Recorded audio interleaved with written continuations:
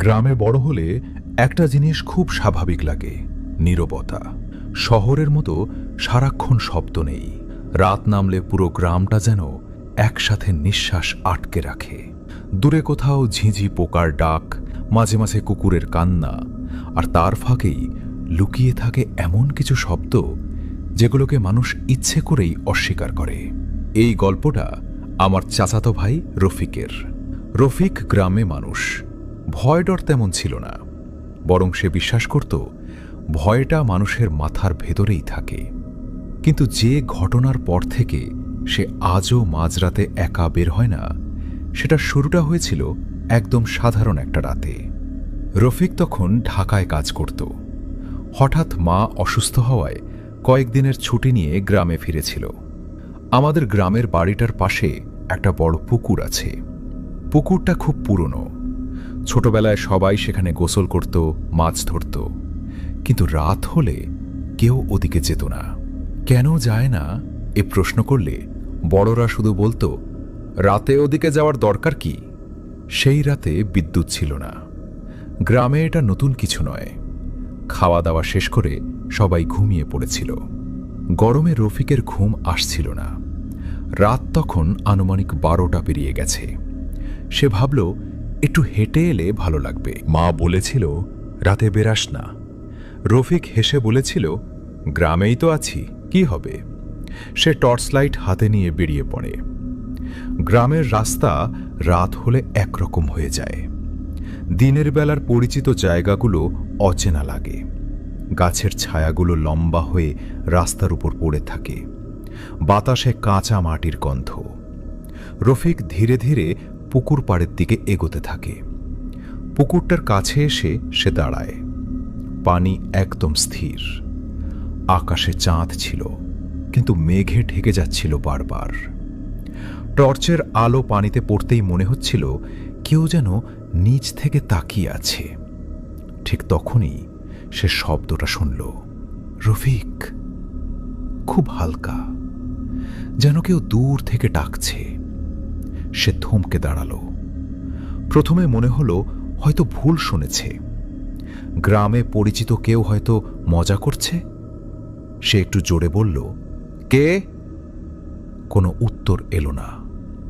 সে নিজের মনকে বোঝালো, রাত, নীরবতা, তাই কানে ভুল লাগছে।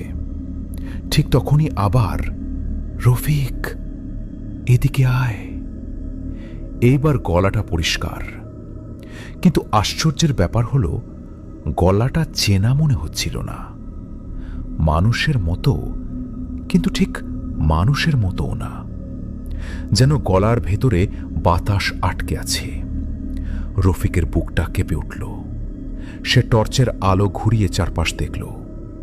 পুকুর পাড় ফাঁকা, চারদিকে কেউ নেই। সে পা ঘুরিয়ে ফিরে যেতে চাইল, কিন্তু ঠিক তখনই ডাকটা আবার এলো, এইবার আরো কাছ থেকে, রফিক, পুকুরের কাছে আয়। তার শরীরটা ঠান্ডা হয়ে গেল, কারণ সে বুঝতে পারছিল এই ডাকটা পেছন দিক থেকে আসছে না, আসছে পুকুরের দিক থেকেই। সে দৌড়াতে শুরু করল, কিন্তু কয়েক কদম যেতেই তার মনে হলো পা দুটো ভারী হয়ে যাচ্ছে, যেন কেউ তাকে টেনে ধরছে। পিছনে তাকাতে গিয়েও সে তাকালো না। ছোটবেলা থেকে শোনা কথা মনে পড়ে গেল, রাতে কেউ নাম ধরে ডাকলে পিছনে তাকাবি না। হঠাৎ সে পেছনে পানিতে ছপ ছপ শব্দ শুনল, যেন কেউ পানির ভেতর দিয়ে হাঁটছে। রফিক, একটু দাঁড়া। এইবার গলাটা একদম কানের কাছে, এত কাছে যে সে নিঃশ্বাসের ঠান্ডা বাতাস অনুভব করল। সে আর কিছু ভাবেনি, চোখ বন্ধ করে দৌড় দিয়েছিল। কখন বাড়িতে পৌঁছেছে সে নিজেও জানে না। দরজায় ধাক্কা দিয়ে ঢুকে পড়ে। মা উঠে এসে জিজ্ঞেস করেছিল, এত ঘামছিস কেন? রফিক কিছু বলতে পারেনি, শুধু বিছানায় বসে কাঁপছিল। পরের দিন সে কাউকে কিছু বলেনি। ভাবল হয়তো ভয়ের জন্য এমন লেগেছে। কিন্তু সমস্যা শুরু হয় তার পরের রাতে। সেই রাতে সে ঘরের ভেতরেই ছিল, ঘুমোতে যাওয়ার ঠিক আগে জানলার বাইরে থেকে খুব হালকা একটা ডাক এলো, রফিক। এইবার ডাকটা তার নিজের উঠোন থেকে। সে জানলার কাছে গিয়ে তাকায়নি, শুধু কম্বল টেনে নেয়, কিন্তু ডাক থামেনি। তুই তো আসিসনি পুকুর পাড়ে। সেই রাতের পর থেকে রফিক আর একা বের হয় না। কয়েকদিন পর গ্রামে একজন বয়স্ক লোককে সে ঘটনাটা বলেছিল। লোকটা চুপচাপ শুনে বলেছিল, ও পুকুরে একসময় একজন ডুবে মরেছিল, লাশ পাওয়া যায়নি বলে রাত হলে সে নাম ধরে ডাকে। রফিক এখন শহরে থাকে, কিন্তু আজও রাতে ফোন বেজে উঠলে বা কেউ নাম ধরে ডাকলে সে প্রথমে চারপাশ দেখে নেয়, কারণ সে জানে সব ডাক মানুষের হয় না, আর মাঝরাতে পুকুর পাড় থেকে যে ডাক আসে তার উত্তর দেওয়া উচিত নয়।